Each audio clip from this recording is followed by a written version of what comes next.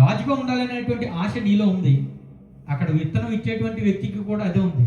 పంట కోయాలి, మంచి విత్తనం విత్తాలి, గోధుమలను ఆయన కోయాలి అనేటువంటిది అదే ఇంటెన్షన్ ఉంది. కానీ నీ దేవుడికి అది నువ్వు తెలియపరుచుకున్న తర్వాత దానికి నువ్వు అర్హుడువా కాదా, ఆ కిరీటం నీకు ఇవ్వాలా అనే చేయడానికి ఒక యుద్ధం ఇచ్చినట్టుగానే ప్రతి వ్యక్తి యొక్క ప్రార్థనకు దేవుడి యొక్క సమాధానానికి మధ్యలో కొంత సమయం ఏర్పడుతుంది, ఒక గ్యాప్ వస్తుంది.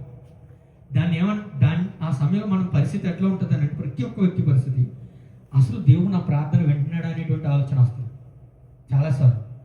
అసలు దేవుడికి ఇష్టకరమైనటువంటి ప్రార్థన నేను చేశానా, దేవుడి చిత్తానుసారమైనటువంటి ప్రార్థన నేను చేశానా, లేకపోతే ఈ యొక్క ప్రార్థన దేవుడికి అంగీకారమైనటువంటిది ఉన్నదా, అసలు ఈ పరిస్థితి నుంచి బయటకు వస్తానా, అసలు ఈ పరిస్థితి నుంచి నేను బయటకు వస్తానా, దేవునికి ఇది ఇష్టమై ఉందా, నన్ను ఇటు రీతిగా హెచ్చించడం ఆయనకి అంగీకారమై ఉందా.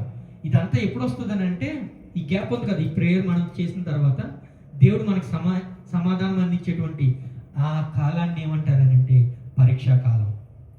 ప్రైజ్ హల్లెలూయా, హల్లెలూయా. ఈ పరీక్షా కాలం అనేటువంటి ప్రతి ఒక్క విశ్వాస జీవితంలో ఉండడం అనేటువంటిది జరుగుతుంది. ఇక్కడ ఈ విత్తనం విత్తేటువంటి విషయంలో మనం జ్ఞాపకం చేసుకున్నట్లయితే అతని ఇంటెన్షన్ ఈజ్ వెరీ గుడ్. అతని ఇంటెన్షన్ ఏంటి, పంట కోయాలి, మంచి పంట కోయగలగాలి. మొదట ఆలోచన ఉంది, విత్తనం విత్తగలిగాడు. మన యొక్క ఉద్దేశం ఏమైంది, దేవుని యొక్క సమయానుసారంగా దేవుని యొక్క చిత్తమును గుర్తెరిగి అటు రీతిగా మనం అభివృద్ధి పొందాలి. ప్రైజ్ హల్లెలూయా. దాని గురించి మనం ప్రార్థన చేసాం, ఒక అప్లికేషన్ దేవుడి దగ్గర పెట్టుకున్నాం. ఈ పరీక్ష సమయం ఏదైతుందో, ఈ టెస్టింగ్ పీరియడ్ ఏదైతుందో, ఈ టెస్టింగ్ పీరియడ్లో ప్రాముఖ్యమైనటువంటి కొన్ని విషయాలు ఈరోజు మీకు జ్ఞాపకం చేస్తాను. అవి మనం పాటించగలుగుతామా లేదనేటువంటిది చాలా ఇంపార్టెంట్. ఎందుకు అంత ఇంపార్టెంట్ అని అన్నానంటే, ఎస్ దేవుడు ప్రార్థన చేయమన్నాడు.